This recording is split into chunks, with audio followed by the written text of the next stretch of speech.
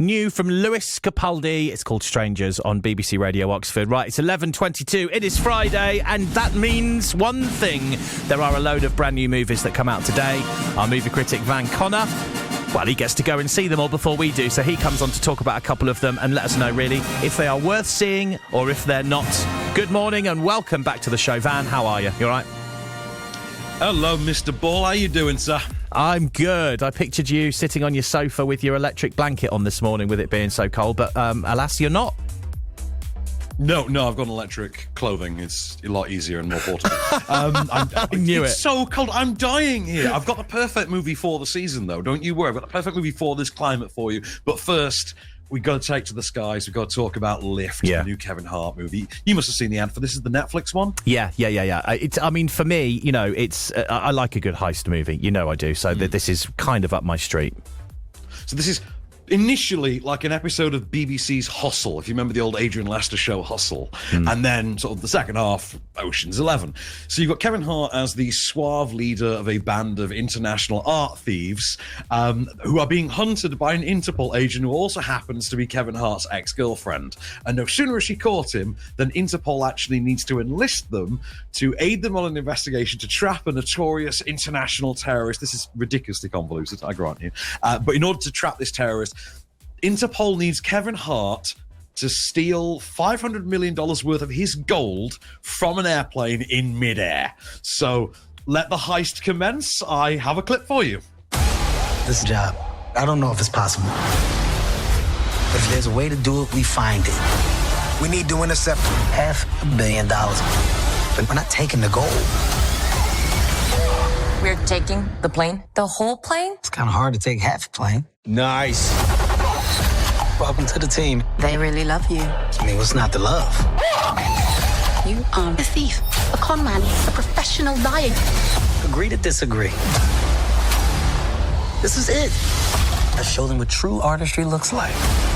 Well, it sounds like they've sprinkled some lols in there as well from that trailer.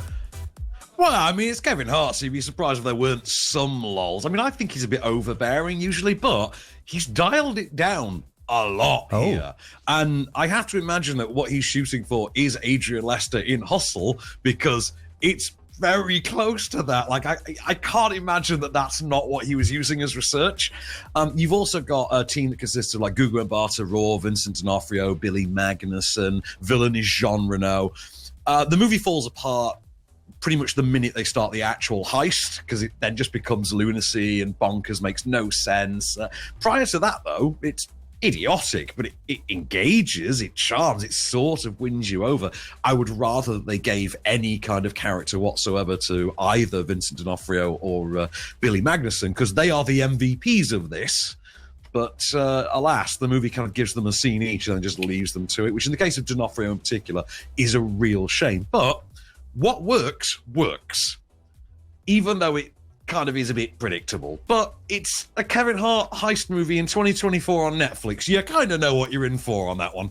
Yeah, well, there you go. If you want to watch Lift, is that out in cinemas today? No, it's Netflix. Oh, that is, you did say, yeah, that's a Netflix one. So actually, you can make your own mind up, and if you've already got Netflix, you don't have to pay for it, so you can watch that maybe this evening or over the weekend to keep warm. Okay, let's talk about Holdovers then. What's the plot in this then? The plot that you can give away anyway. Well, the plot, like, I can give away quite a bit for this, actually. So this is your perfect movie to watch while it's cold outside, because it's set over the Christmas period and it's a really atmospherically chilly movie. So it stars Paul Giamatti in his Golden Globe winning performance. He is the curmudgeonly history teacher at New England boarding school, a boys' boarding school in the early 1970s, and the Christmas period of 1970 becoming New Year 1971. He is punished by his head teacher, who's also an ex-pupil, because he had failed a student who happened to be the son of an influential senator.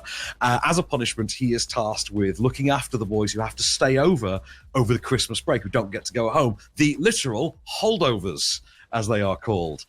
When he is left with just one of them, played by newcomer Dominic Sessa, he finds his sort of curmudgeonly ways being called into question, and wouldn't you know it, they start to bond.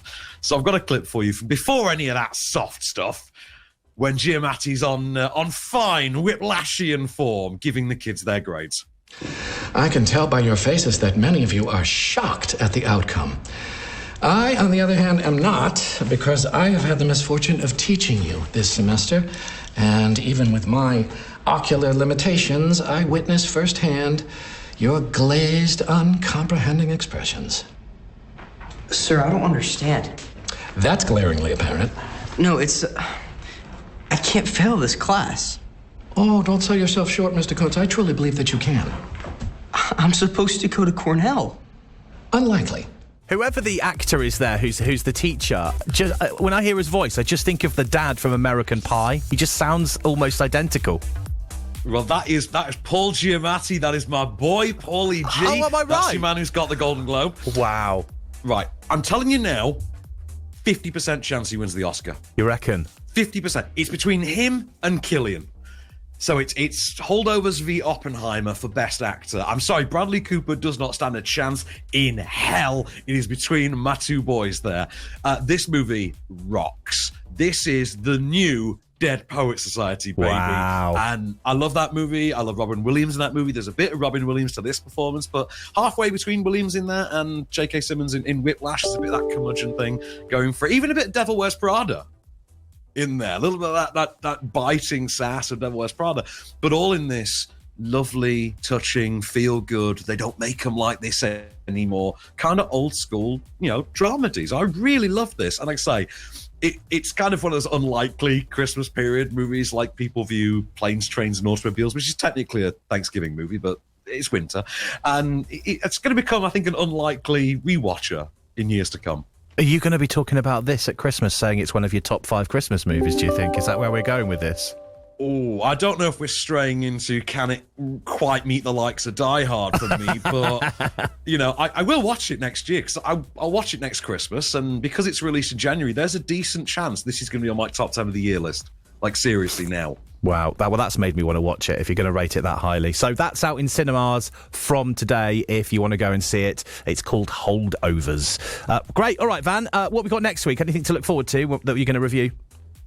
Well, next week we're going to be talking about The Colour Purple, sir. We're getting musical.